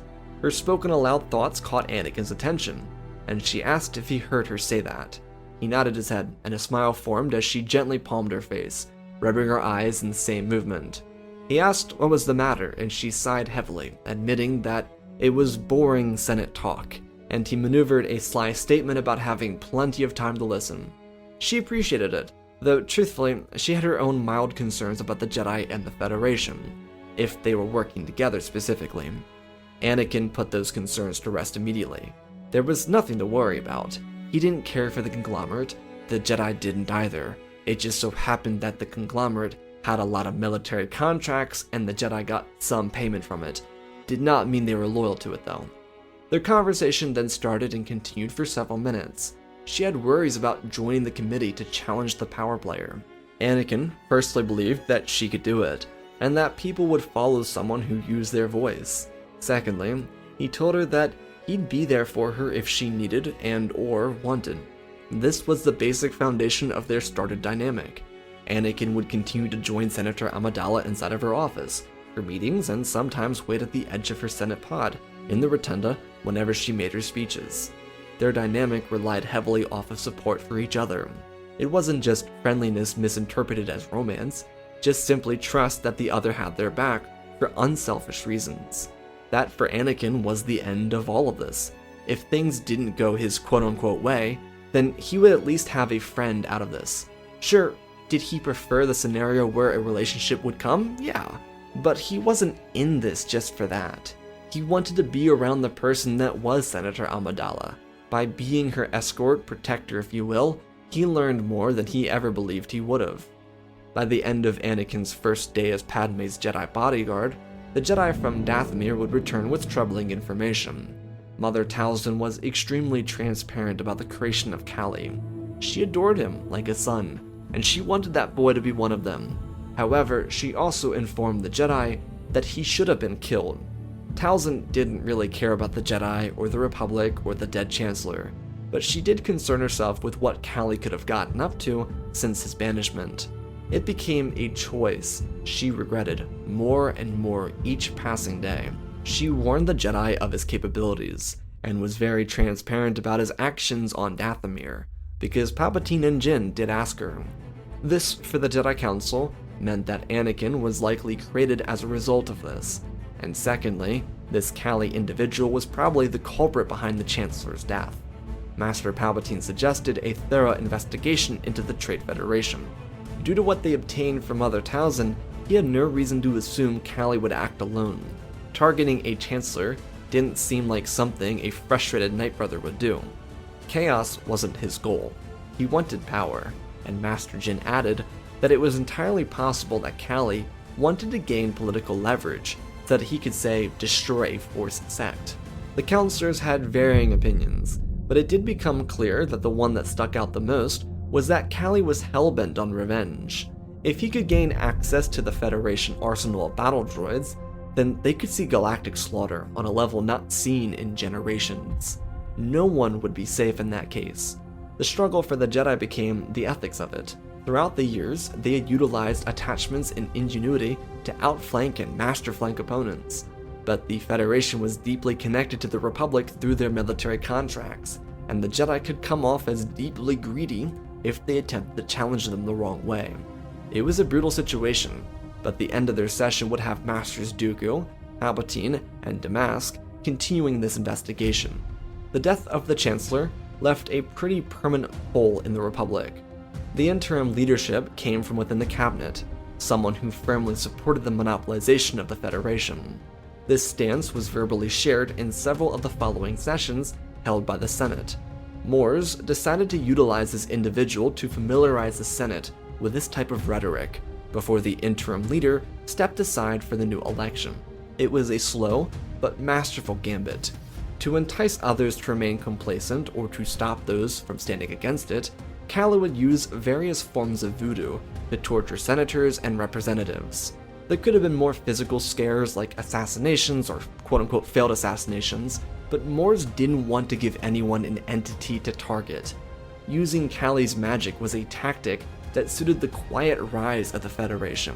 It wasn't something that could be seen or caught, it would just be interpreted as a madness. The scheming that led to the rise of struggle within the Republic also captured the stress of Senator Amidala. She and Anakin frequently spent all day together. They spoke extensively about the political environment, and as a raised Jedi, he was able to keep up with her about her discussions. They played off of each other really well, but it also was Anakin who suggested that she begin considering a run for Chancellor. She was too humble, as the Federation suggested, to admit it herself, but she had kind of considered it. But running the entire Galactic Republic was much more challenging than just being a senator or a Queen of Naboo. Anakin believed in what she could do though. However, even with their pleasant conversations continuing, they, while eating lunch inside of her office, watched Senator Palmel flip her stance on the Federation. It wasn't totally or really widely known to the public, but inside the Senate chambers, people knew that the conglomerate recently put an embargo on Hutt Tycoon fuel because it was too volatile for public or militaristic interests. Not really true, but it was another flex of the Federation's power, and Moores knew it. They traded fuel using similar mines, if not the exact same ones as the Hutts, but they also had the capacity and capability to quiet the Hutts, so the Hutts had to surrender their mining space and back away. Without the backing of the Tycoon, Palmo would lose her campaign credits, and she needed those for her campaign. This was a silencing operation, and the Republic kind of just allowed it. Padme looked visibly frustrated when this happened, and Anakin put his meal down and walked over, asking if she was alright. He leaned over onto her desk, slightly, not overbearingly, but enough that he could gauge her reaction from a closer distance. She backed her head up and planted it on the top of the chair, so that she could stare at the ceiling and sigh. A few words left her mouth. She didn't really think this fight was feasible. Anakin bit his lips, trying to think of a potential solution. Well, he knew the Jedi would back her. The military-industrial complex needed a competent leader, right?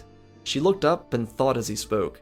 Anakin jumped forward, pointing out the window, aimlessly at nothing actually, but for exaggerating his speech. He told her with a grin that if they could build her campaign into a pro-military without reducing the humanitarian benefit administration with a focus on exploration, then perhaps she wouldn't lose. She looked at him with a raised eyebrow, and he got over a little lower so they were almost on eye level, but from more than 5 feet apart. If the Federation was going to bully everyone out, then she had to provide a counter. She had powerful allies, and they did represent the Peace Committee. But if Padme threatened the Federation by playing at their game, she might be able to strip them of their power over others.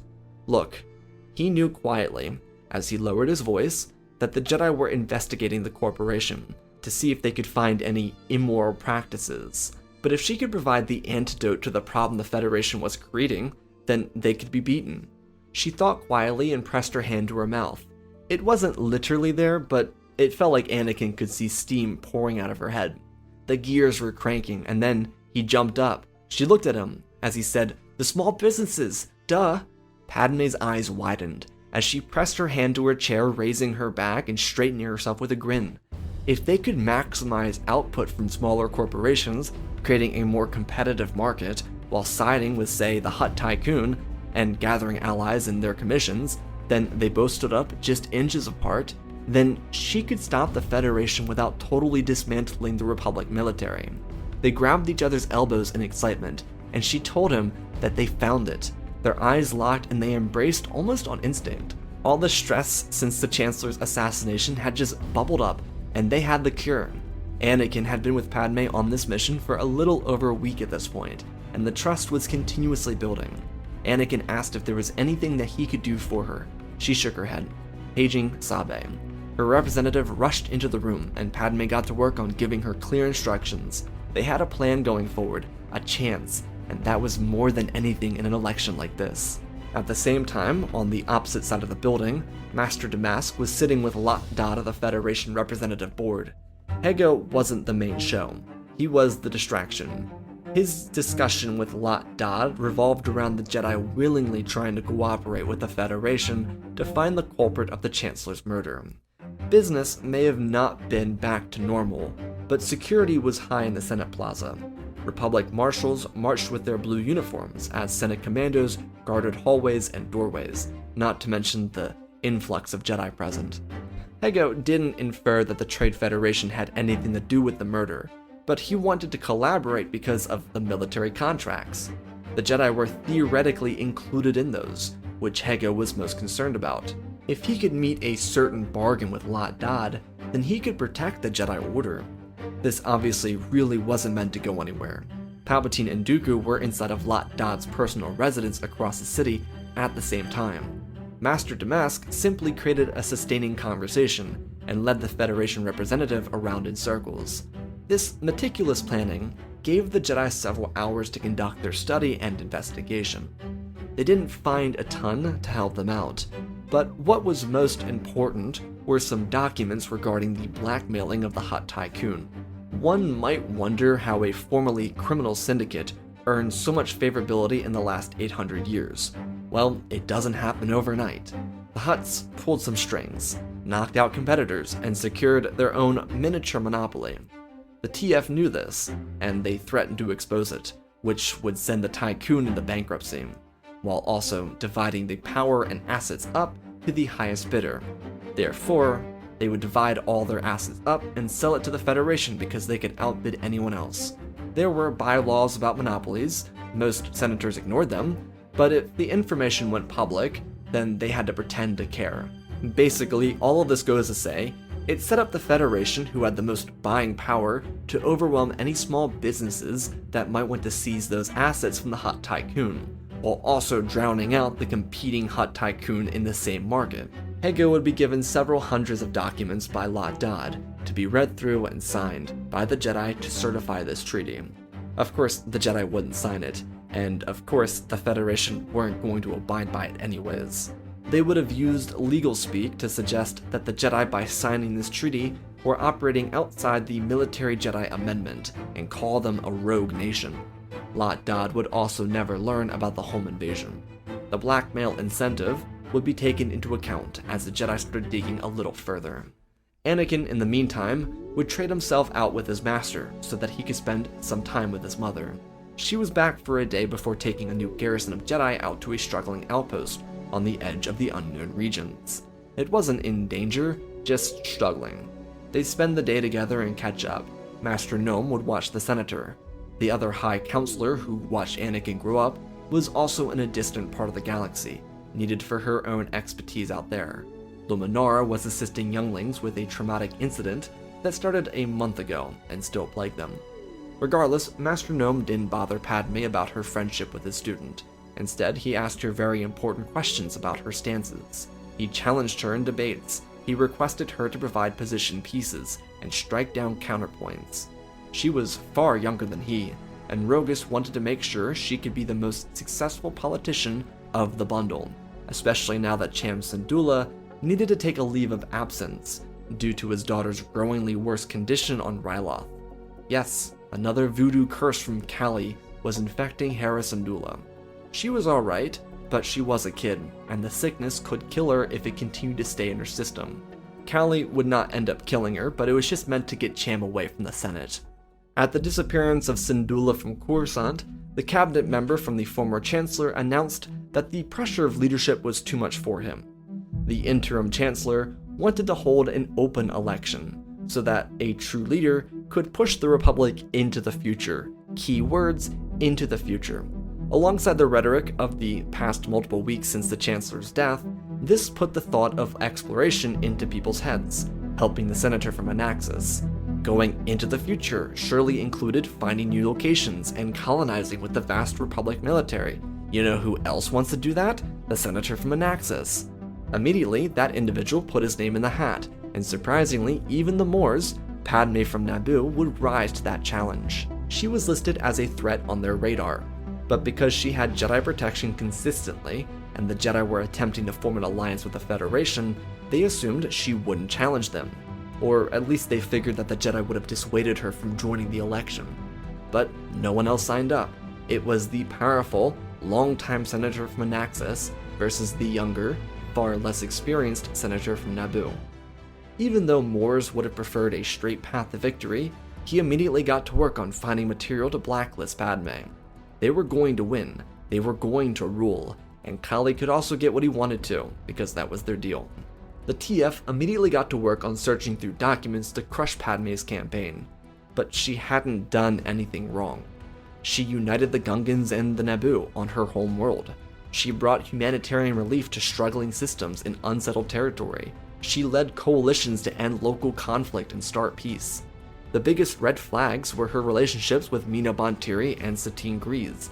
However, there wasn't anything in either of those relationships that Moores could use to stop Padme from being a threat. She was an active politician most of her life, but her record was nearly too perfect. It made him feel like the Jedi were covering something up. So in a move to make both Padme and the Jedi look bad, the best private investigators inside the Corps were hired to begin their hunt. While Moores was trying to cheat, Anakin was joining Padme on one of her own missions, most of which forcing her to leave Coruscant. She had, prior to the election announcement, gathered some allies to aid her cause. So these colleagues could be staying inside the Senate, parading her policy stances for her to get people on her side. Again, she wasn't upsetting the status quo, she was providing an out. The Jedi still hadn't found proof of the Federation's involvement with the Chancellor's death, so she had to rely on her wits for maintaining the fight. Anakin, during this time, acted as a representative of the Jedi Order, thanks to a personal blessing from Master Rogus. He believed in his students' intuition to succeed and positively represent the Jedi in this order of business. The Council agreed to Master Gnome's decision. He was right. Padme and Anakin had about 2 weeks of time to gather allies and supporters before the first debate and then the vote. The two of them, on their trip from Coruscant, worked arduously to build a strategy. They may have not known each other for very long, but their connection was rooted in past lives. They understood more about themselves as one than they ever did alone. It was weird, but they both ignored it because they had a job to do. Every day, they consecutively moved from meeting to meeting. Sometimes they'd split up, unite, and split again. They were working a grassroots campaign and pulling in support through their speeches and campaign promises. Padme's absence from Coruscant was incredibly important for the Trade Federation. She was a target of interest that they needed to deal with. Initially, fear tactics would be the move, but soon enough, Kali would be brought in to work some of his black magic. The Night Brother conducted his deep voodoo spell on the senator, and across the galaxy, as Padme and Anakin were moving to another star system in hyperspace, she started to look ill. Her skin grew pale and she felt faint. Senator Amidala almost fell out of her seat, but Anakin caught her, setting her back up straight, before trying to communicate to her. She was mumbling in the ancient tongue of the Night Sisters. Anakin, of course, did not know that, but he, in a state of panic, knew that she had either been poisoned or worse. He gathered some materials and quickly did a scan to prove that there wasn't any poison. What else did that leave? He rested the back of his hand on her forehead and felt the smoldering heat. In that moment, he remembered hearing that the other senators experienced similar struggles. There was something going around the executive plaza. He also recalled a few Jedi Masters speaking about a potential hex. There were charms found by Master Palpatine. Luckily for Skywalker, he had been taught early on how to defeat those curses. His hands slid down gently on her forearm, and he closed his eyes. He could sense it faster than the scanner identified that there was no poison. Gently, Anakin wrapped his hand around her wrist and her forearm, placing his palm on the soft side of her arm. The moment he felt the pulsating from her veins, he focused. His mind was drawn towards the individual, who, from a galaxy away, tormented his friend. Skywalker entered a dark plane and saw a figure, the outline of a towering Dathomiri Nightbrother. Anakin told the man to leave and never return.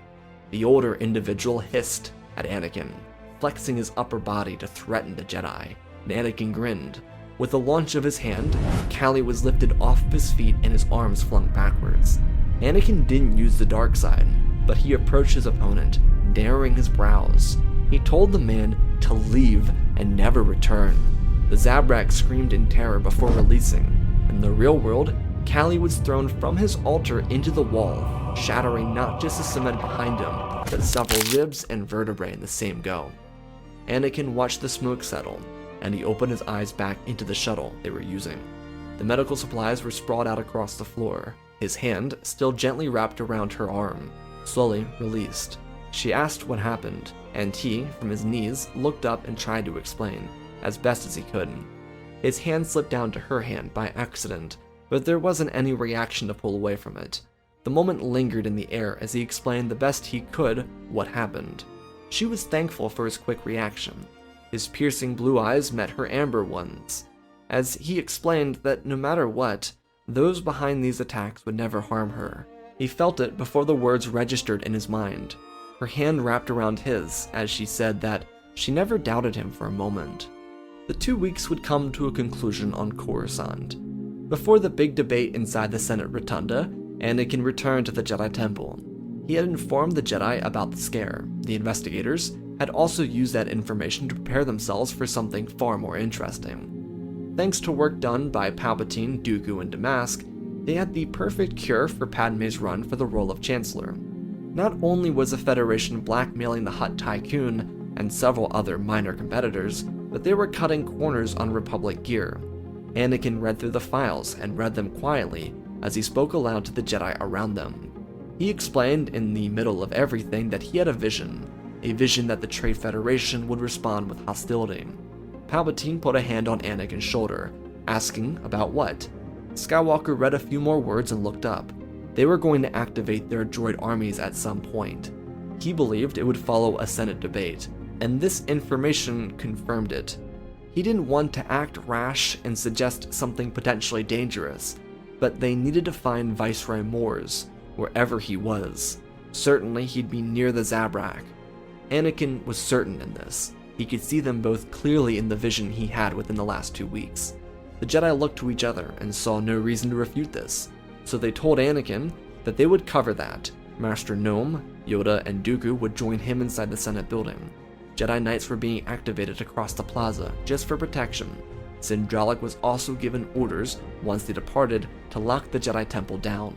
While the four made their move to find Senator Amidala, prior to her big speech and debate, Palpatine, Damask, and Plo would depart for the other side of the city, towards the known-about headquarters for the Trade Federation. The debate went as everyone expected, 2 individuals expressing to the people, especially the Senate, why they were the best candidate to serve the Galactic Republic. Without any dirt on her, the senator from Anaxis forced his policy preferences on the people of the galaxy. Padme was by far the better candidate. She was a weaker debater, but that didn't make her a bad policymaker. This was a civilized galaxy. The Senate recognized how close she was to becoming a chancellor. All of her would-be challengers, people that would have taken votes away from her, vanished. But if it weren't for her, there would be no debate and no election. She stood tall and spouted off responses that she had spent the last 2 weeks forming. Anakin, right behind her, watched in amazement. He was so incredibly proud of her. She was winning, and that was before the bombshell. As the debate intensified and the Anaxis man got cornered, he started pulling out insane ideas, thoughts that could scrounge up some semblance of support, and then Senator Amidala dropped the files, the documents about the actions of the Trade Federation, their immoral history as a conglomerate, how they cut corners with their products, so that if necessary, the Republic military wouldn't be prepared enough to fight their battle droids. Every inkling of their plan and their power had been discovered.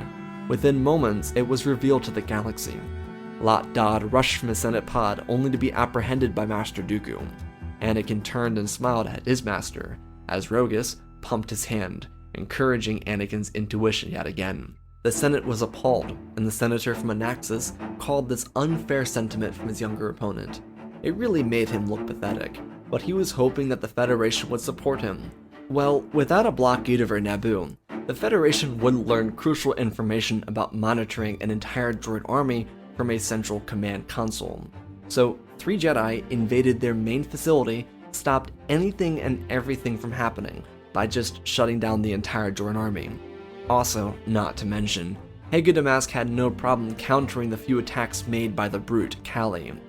He promised the Night Brother a return to his mama for supper. She was waiting for him. These bombshell revelations while the 3 Jedi were fighting freed people from feeling trapped by the immense power of the Federation. The blackmailing of the Hutt Tycoon did affect them in minor ways, but overall, it opened up an entire investigation. Utilizing the Jedi military amendments, the Order was able to move in with the army and capture TF assets to stop them from completely starting a war against the Republic. The Jedi had done a fine job at stopping whatever Mors planned on doing the day of that debate. He'd be the first of many punished for acting against Republic favor. What really hurt the system the most was all the blackmail used by the Federation. So many senators bent their knee the moment they felt pressure, or the second credits were waved in their faces.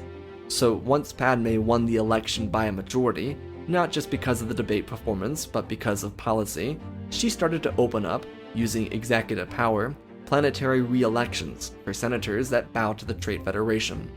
If a senator or representative could betray their constituents, then they were not public servants. Though a moment that stole the show on the HoloNet was the announcement of a new relationship. It wasn't really meant to be caught. Like most things on the HoloNet, big moments come from someone catching a glimpse. After Padme won the election, she, her family, allies, people in her future cabinet, and Anakin walked out to see the people of the Republic. She delivered a short speech for the people and quietly walked back to her crowd. In that crowd of people, all celebrating to applause and so forth, Anakin opened his arms and embraced her to congratulate her. As they pulled away, he stepped back. She didn't though. She grabbed his Jedi robes and asked if he really thought that a hug would suffice, then pulled him in. It caught him off guard, but that first kiss would never be topped. Anyways, someone happened to see it, record it, and people were enthusiastic. The new relationship was public. People on social media blew it up, far bigger than it needed to be, and the two lovers kept things more reserved going forward. The early months of Padme's administration would be fulfilling promises. For example, a new military supplier for Mandalore needed contracts signed. Starships produced at Raxus were also brought into the Republic. A lot of replacing Trade Federation cogs with newer and more interested individuals. These smaller businesses wouldn't cut corners because innovation kept them afloat. A machine like the Trade Federation didn't need to innovate because there was more profit in submerging people under the weight of ineffective tools that needed to be bought again than actually making, something that was useful for the long run. Padme's administration would be the key to saving the system from slipping. The Republic had been strong, but as it was with every major challenge the Jedi fixed, people can live in spite of the greater good. The government almost paid the price for that, but luckily they had survived. being Chancellor didn't totally change the dynamic between Padme and Anakin. More than anything, it gave them an excuse to be around each other a lot more. The Federation for months into her administration was still a threat, so Anakin, now a Jedi Knight for all of his work, had to be there for her. This allowed them to continue adding to their relationship. But they wouldn't get married or tie the knot. This was the dating era for them, and it would last throughout Padme's term as Chancellor and Anakin's training of a Jedi Padawan. They were truly soulmates, destined to be together in every lifetime they shared. For Grandmaster Yoda, it would be a full moment circle for him. After so many years of watching the Never's family grow, he'd see eventually the next generation. Padme and Anakin would have 2 daughters first, one named Leia, the other named Venevra, after a great ancestor of his. The 3rd child would be the boy named Luke. Yoda was just as much a family as Anakin's mother and Padme's family from Naboo. These 3 kids would be seen as royalty inside the Republic. The life led by Chancellor Amidala and Master Skywalker inspired people. Their selfless acts of commitment to the greater Republic added a new soul to the population. An age of exploration would begin. A better military structure would be built. A more unified galactic community would be made stronger. Grandmaster Yoda would have the opportunity to watch Leia, Venevra, and Luke grow up. When it finally became his time and he passed on, surrounded by close friends and family, he knew what Padme and Anakin did was not just reinvigorate the galaxy, but ensure that the next great chapter in Jedi, Republic, and galactic relations would be almost too perfect to tell. And that, my friends, is the end of part 2 and the end of the full movie of the Jedi attachment story. I hope you all enjoyed. Special thanks to the patrons. Smash that like button for pretty insane story. Let's talk about it. So, firstly, part 1. I really wanted to cover part of Yoda's youth. I thought covering Yoda's youth would be fun. It's just an era that you don't really get to work with a lot, because we don't really have a lot of pictures aside from, fan art of Yoda being young. So I really wanted the first part to be a story centralized and focused with Yoda. I wanted Yoda to kind of be like the arc / anchor of this story. I didn't want to start with Revan and Bastille. I kind of actually wanted to use them as kind of like almost a failure of the past kind of thing, and that's kind of mentioned briefly, not by name, but briefly mentioned in part 1. Using 2 original characters I thought would be necessary because you can just build a whole unique relationship off of that. And again, because Yoda lives for so long and he's Grandmaster for like 500 plus years, in this story I think it's close to probably 600, 700 years, but because you have someone that's in the council for so long, I felt that it was necessary for the story to start there. I don't think the story really works if you start with Revan and Bastilla. Even though they're great and all that, I think it starts and it has to be Yoda. Yoda to be the main anchor there, because he's literally the living representation of the beginning and then the next chapter, which is told after he's passed on. And that's why the story kind of ends in that kind of, the next chapter is yet to be written kind of thing, because Yoda is the beginning. He is the anchor. He is the reason the attachment rule comes to creation, or the lover's rule, apologies. As for Venevra and Lesdar, plus Padme and Anakin, I wanted them to be kind of mirrors to each other. I felt that would work the best if they were like semi-mirrors to each other. I really wanted Anakin's relationship with Padme to be more normal in this story specifically. I think Venevra and Lesdar have to kind of be this perfect couple. I don't really think Yoda would go for it if it wasn't this perfect couple, so they kind of have to be like perfect. It's kind of like, really specific kind of, oh, they're just completely infatuated with each other kind of thing. Whereas Anakin and Padme have more time to develop and not be as perfect. And that's kind of why their dynamic is a little slower. However, I did base that one scene where she was under the curse or the hex, or whatever you want to call it. I did base that entire sequence kind of off a Gustav Vingelin piece. I can't really show it on screen, but if you know the piece, that is kind of what I based that scene off of.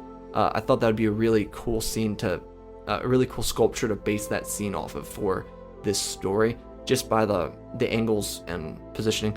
Yeah, you get the point. But that's kind of what I wanted to do there. In the way that I think Venevra and Lesdar are kind of like the perfect couple, I wanted to depict Padme and Anakin as a more intimate couple, which is why I used that Gustav Vingelin piece. as reference for a specific scene in this part 2. And I think that's more or less meant to kind of show how far the Jedi progressed.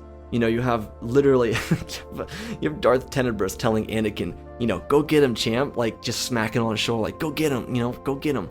Like I kind of love the idea of a bunch of former Sith being involved in the Jedi Order. You got Palpatine and Hego and Rugus, they're just all hanging around having a great time.